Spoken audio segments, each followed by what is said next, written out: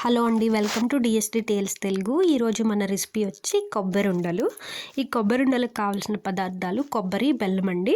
ఎంత అయితే కొబ్బరి తీసుకుంటారో దానికి సగానికి బెల్లం అయితే సరిపోతుంది. కొంచెం తీపి ఎక్కువ తినేవాళ్ళు మీరు తీపి చూసుకొని యాడ్ చేసుకోవచ్చు. దీనికోసం నేను స్టవ్ మీద ఒక కడాయి పెట్టుకొని సిమ్లో పెట్టుకొని ఒక కప్పు కొబ్బరి యాడ్ చేశానండి. ఈ కొబ్బరి నేను ఈ వీడియోకు ముందుగానే చిన్న చిన్న ముక్కలు కట్ చేసుకొని మిక్సీ పట్టుకున్నానండి, క్విక్గా అయిపోతుంది అని చెప్పి. ఇందులో పచ్చివాసన, కొబ్బరి పచ్చివాసన, ఏమన్నా తేమ, నీరు లాంటివి ఉంటే కనుక పోతాయి. ఎందుకంటే ఇప్పుడు ఎక్కువ ఫ్రీక్వెంట్గా మనం కొబ్బరి ఫ్రిడ్జ్లోనే కదా స్టోర్ చేస్తాము.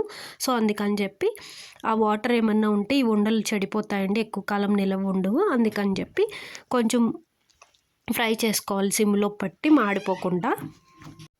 ఇది అడుగు పట్టకుండా మనం కలుపుతూ ఉండాలండి. అడుగు పడితే మాడిపోతే కనుక టేస్ట్ కూడా అంత బాగోదు. సో ఇప్పుడు ఈలోపు బెల్లం రెడీ చేసుకుందాం. నేను పక్కన వీడియోలో చూపిస్తున్నట్టుగా ఇది ఫ్రై చేసుకుంటూ ప్యారలల్గా బెల్లం కూడా తరుక్కుంటున్నానండి.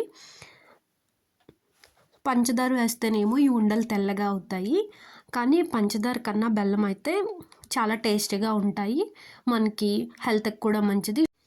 ఎలాంటి ఆయిల్ కానీ నెయ్యి కానీ యాడ్ చేయని అవసరం లేదండి. సిమ్లో పెట్టి మనం దాన్ని కదుపుతూ ఉండటం వల్ల ఫ్రీక్వెంట్గా ఒక 2 నిమిషాలకు ఒకసారైనా దాన్ని మనం కదుపుతూ ఉంటే అడుగు పట్టదు.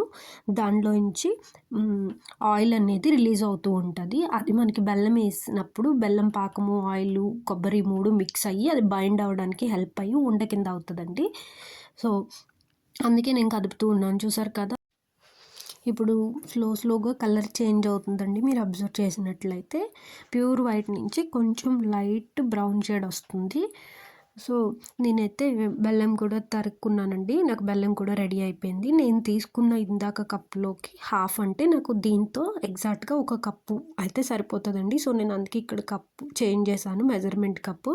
సో అందులో హాఫ్ అంటే నాకు దీంతో ఫుల్. సో మీరు ఏదైతే మెజర్మెంట్ తీసుకుంటారో దాంట్లో హాఫ్ వేసుకోండి, ఎగ్జాక్ట్గా సరిపోతుంది.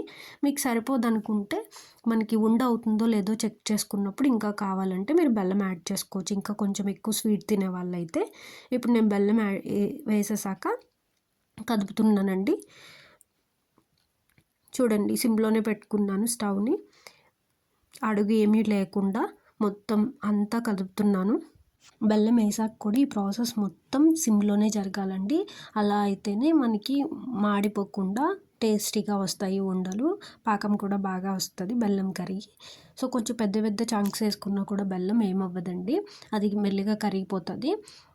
చూడండి, చాలా ఓపికగా నిదానంగా చేసుకుంటే కనుక దీనికి ఉన్నంత టేస్ట్ ఇంకే స్వీట్కి ఉండదండి. సో చూసారు కదా, ఇక్కడ కలర్ చేంజ్ అయింది. ఈ స్టేజ్లో మీకు బెల్లం కావాలంటే సరిపోవట్లేదు అంటే ఇక్కడ టేస్ట్ చూసుకొని కొంచెం యాడ్ చేసుకోండి, మీరు ఇంకా ఎక్కువ స్వీట్ తినే వాళ్ళైతే. నేనైతే నాన్ స్టిక్ ప్యాన్ కాదు కాబట్టి, మామూలు కడాయి పెట్టాను కాబట్టి ప్రతి 2 నిమిషాలకి కదుపుతూనే ఉన్నానండి, అడుగు పట్టకుండా ఉండడం కోసం. సో అంతే నిదానంగా ఓపికగా చేసుకోండి, మీకు కూడా అంతే గొప్ప రుచితో ఈ రెసిపీ అయితే వస్తుందండి. నాకు ఈ మొత్తం ప్రాసెస్కి 20 మినిట్స్ పట్టిందండి, ఇట్లా సిమ్లో పెట్టుకొని చేసుకోవడం వల్ల. సో దగ్గరుండి కలుపుకుంటూనే ఉన్నాను నేనైతే. ప్రతి బెల్లం వేసాక అయితే ఇంకా ఫ్రీక్వెంట్గా చెక్ చేస్తూనే ఉన్నాను. ఇక్కడ నేను పాకం చెక్ చేస్తున్నానండి, ఉండ అవుతుందా లేదా అని. ఎగ్జాక్ట్గా ఈ స్టేజ్ వచ్చాక నాకు ఇంకొక 3 to 4 మినిట్స్ పట్టిందండి ఉండ అవ్వడానికి.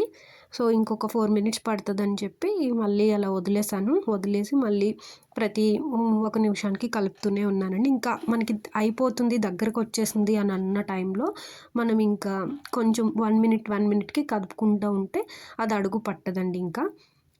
సో నాకు ఆల్మోస్ట్ అయితే అయిపోవచ్చిందండి, రెడీ అయిపోయింది. అంతే అండి, చాలా ఈజీగా సింపుల్గా చేసుకుని మన రెసిపీ అయితే రెడీ అయిపోయింది. నేను దీన్ని బౌల్లోకి తీసుకొని కొంచెం చల్లారాక ఉండలు చుట్టడం స్టార్ట్ చేశానండి.